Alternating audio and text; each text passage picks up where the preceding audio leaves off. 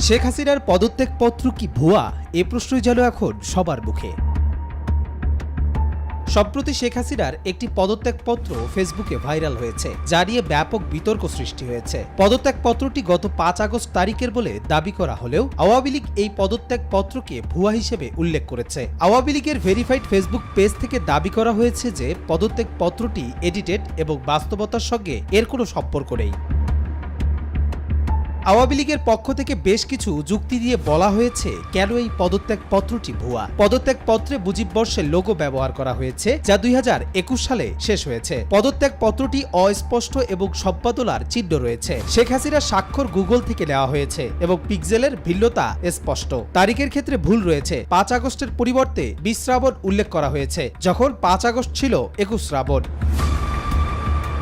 আওয়ামী লীগ এই পদত্যাগপত্রকে গুজব হিসেবেও চিহ্নিত করছে এবং দাবি করছে যে শেখ হাসিনা আনুষ্ঠানিকভাবে পদত্যাগ করেননি। যদিও শেখ হাসিনা গত ৫ আগস্ট সামরিক বাহিনীর একটি হেলিকপ্টারে বোন শেখ রেহানাকে নিয়ে ভারতে চলে যান। তার একটি ফোন আলাপে দাবি করা হয়েছে যে তিনি এখনো বাংলাদেশের নির্বাচিত প্রধানমন্ত্রী।